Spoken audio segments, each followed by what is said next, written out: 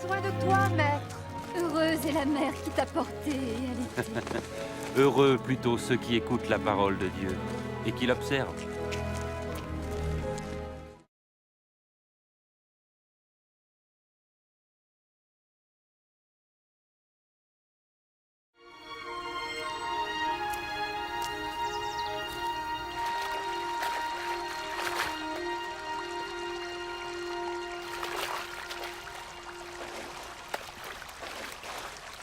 Apprends-nous à prier, comme Jean l'a appris à ses disciples.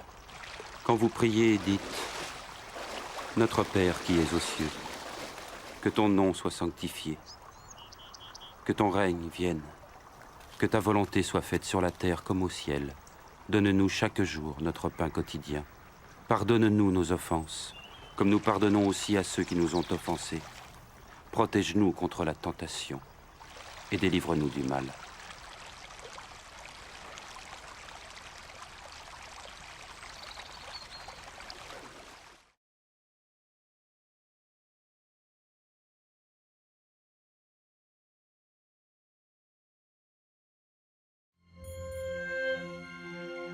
Dans les Saintes Écritures, Dieu déclare que le Messie viendrait pour être le sauveur du monde.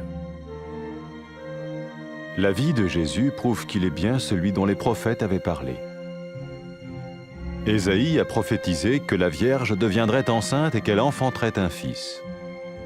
Des siècles plus tard, la naissance de Jésus accomplissait cette prophétie.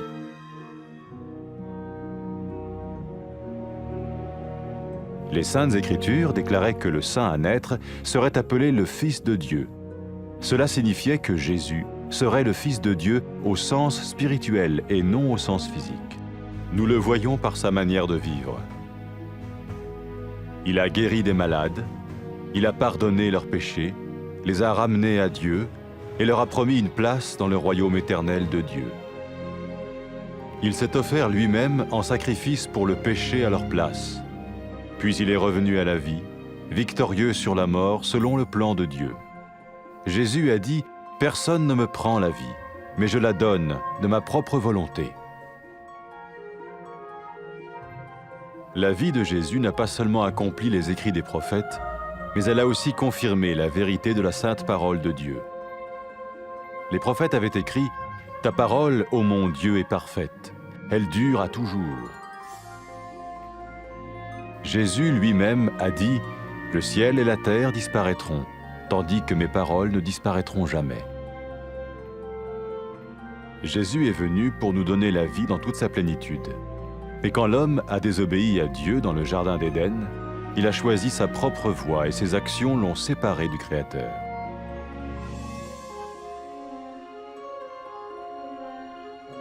Les Saintes Écritures déclarent que tous ont péché et que le salaire que paye le péché, c'est la mort. Il s'agit de la mort spirituelle, éternelle séparation d'avec Dieu. Mais tout comme Dieu a donné un bélier pour qu'il meure à la place du fils d'Abraham, ainsi il a envoyé Jésus, le Messie, mourir à notre place. Sa vie, sa mort et sa résurrection restaurent la relation entre Dieu et tous ceux qui mettent leur confiance en lui. Maintenant, non seulement Jésus pardonne les péchés de ceux qui le suivent, mais il les sauve aussi du jugement éternel de Dieu. Ils sont sûrs d'aller au paradis et de vivre avec lui pour toujours. C'est cette vie et cette liberté de la culpabilité et du pouvoir du péché que Jésus offre à chacun aujourd'hui. Cela ne veut pas dire suivre une religion, mais choisir d'avoir foi en Jésus qui dit « Je me tiens à la porte et je frappe. Si quelqu'un entend ma voix et ouvre la porte, j'entrerai chez lui. » Cela veut dire se tourner vers Dieu et croire que Jésus vient dans nos vies pardonner nos péchés et nous rendre tels qu'il veut que nous soyons. Il ne suffit pas d'approuver intellectuellement ce qu'il dit, ni de vivre une expérience émotionnelle. Nous le recevons par grâce, au moyen de la foi, par un acte de notre volonté. Lorsque quelqu'un est prêt à suivre Jésus le Messie, il peut lui parler par une simple prière. Peut-être êtes-vous prêt maintenant à ouvrir votre vie à Dieu. Si oui, vous pouvez vous joindre à la prière suivante, silencieusement. dans votre cœur. Seigneur Jésus, j'ai besoin de toi. Merci d'être mort sur la croix pour mes péchés.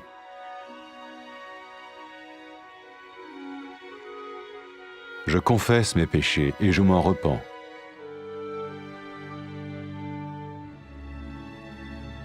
Je t'ouvre la porte de ma vie et je te reçois comme mon Sauveur et Seigneur.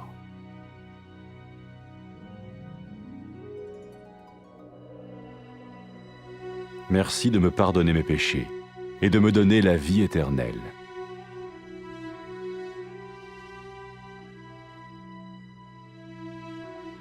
Fais de moi le genre de personne que tu veux que je sois.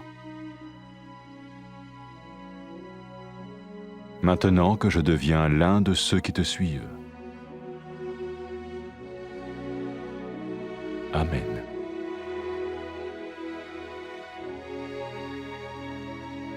Jésus a dit à propos de ses disciples, « Mes brebis écoutent ma voix, je les connais et elles me suivent. » Pour expérimenter la vie en abondance promise par Jésus, ceux qui le suivent parlent à Dieu chaque jour dans la prière et lisent ou écoutent sa parole. Ils parlent de lui à d'autres personnes et rencontrent régulièrement ceux qui l'aiment et le suivent. N'oubliez pas sa merveilleuse promesse. Tout pouvoir m'a été donné dans le ciel et sur la terre. Et sachez-le, je vais être avec vous tous les jours, jusqu'à la fin du monde.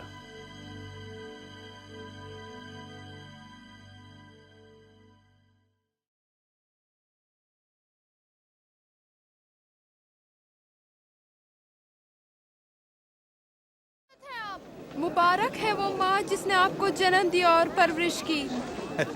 मगर मुबारक हैं वो जो खुदा का कलाम सुनते और उस पर अमल करते हैं।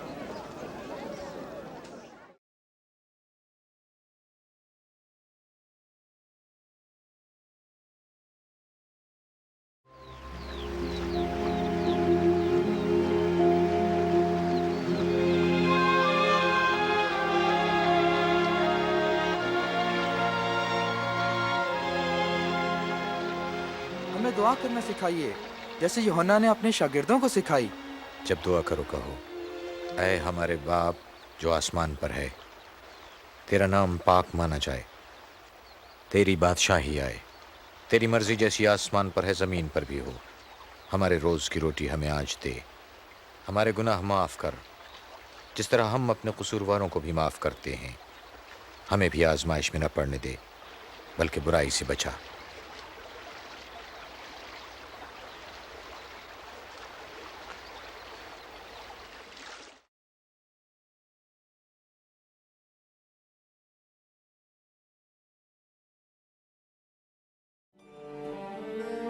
कलाम मुक़द्दस में मरक़ूम है कि खुदावंद खुदा मसीह को भेजेगा ताकि वो गुनाहगारों को बचाए और खुदा के साथ उनके रिश्ते को बहाल कर दे।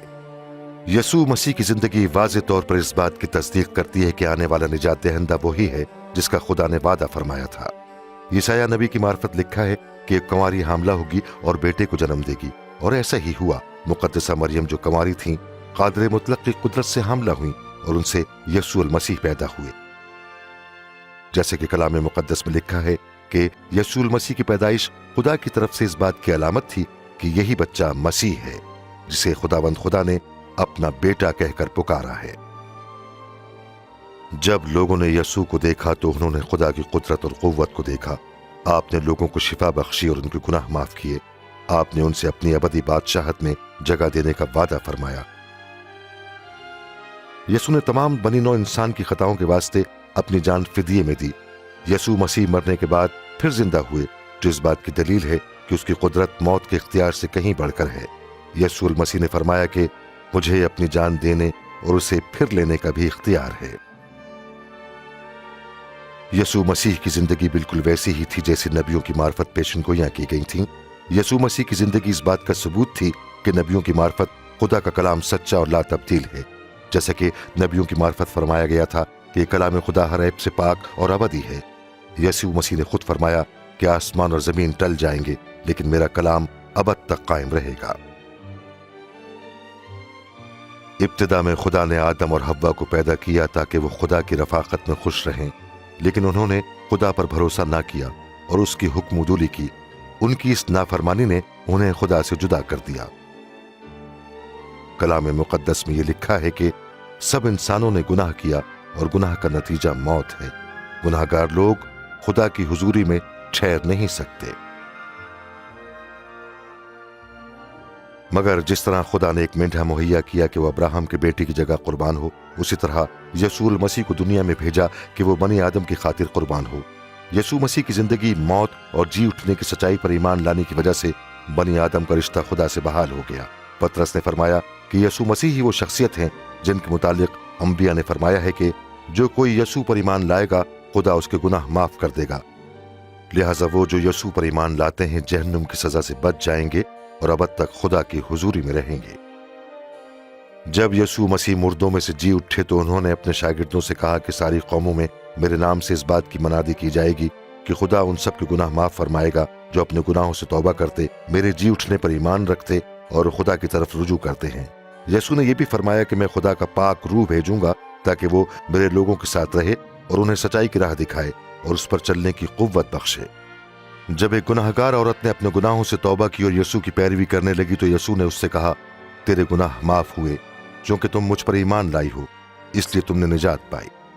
यसू ने फरमाया कि जब लोग हकीकत में खुदा से मोहब्बत रखते हैं तो इस बात का बयान सबूत है कि खुदा ने उनके गुनाह माफ कर दिए हैं।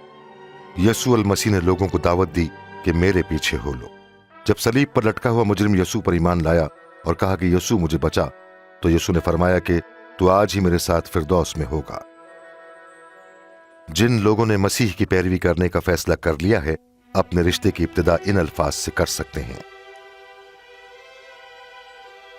ए खुदावंद खुदा, कायनात के मालिक, तू पाक और अजीम है। मैं तेरा शुक्र करता हूं कि तू मुझे एक बाप की तरह प्यार करता है। मुझे अफसोस है कि मैंने तेरे हुक्मों की नाफरमानी की है और तेरे खिलाफ गुनाह ही किया है। मैं तेरा शुक्र करता हूं कि तूने यसू को भेजा ताकि वो मेरी खातिर सलीब पर मौत का वारा करे और मुर्दों में से जी उठे। मैं तेरा शुक्र करता हूं कि यसू ने मेरे गुनाहों की खातिर सजा पाई। मैं तेरे बताए हुए रास्ते पर चलना चाहता हूं और मसीह यसू को अपना खुदावंद और निजात दहिंदा मानता हूं। मैं तेरा शुक्र करता हूं कि तूने मेरे गुनाह माफ कर दिए और मेरे लिए फिरदौस के दरवाजे खोल दिए हैं ताकि मैं हमेशा तेरी बादशाही में तेरे साथ रहूं। ऐ खुदावंद खुदा, मैं दरख्वास्त करता हूं कि मुझे अपना रूह पाक बख्श दे जो मेरे साथ रहे और तेरी राह दिखाने में मेरी रहनुमाई फरमाए। रूह पाक मुझे कुव्वत बख्शे कि मैं पूरे दिल से तुझसे मोहब्बत रखूं और तेरी मर्जी के मुताबिक जिंदगी गुजारूं। ऐ खुदावंद खुदा, काश कि इस दुनिया में हर जगह लोग तेरी हमद व तारीफ करें। आमीन। यसू अल मसीह ने अपने लोगों के मुतालिक फरमाया कि मेरी भेड़ें मेरी आवाज सुनती हैं, मैं उन्हें जानता हूं और वो मेरी पैरवी करती हैं। यसू अल मसीह के लोग उन सब से रफाकत रखते हैं जो यसू से मोहब्बत रखते और हर रोज उससे हम कलाम होते और कलाम में मुकद्दस का मुताला करते हैं। वो उसकी पैरवी करते और उसकी मोहब्बत का दूसरों से बयान करते हैं। यसू रूहुल कुद्स के वसीले से जो उसके लोगों के दिलों में रहता है उनकी मदद और रहनुमाई फरमाता है। जब यसू अपने आसमानी तख्त की जानिब बादलों पर उठाए गए तो उनके पैरोकारों ने उनके इस कौल को ज़हन नशीन कर लिया कि आसमान और जमीन का कुल इख्तियार मुझे दिया गया है और याद रखो कि मैं दुनिया के आखिर तक तुम्हारे साथ हूं।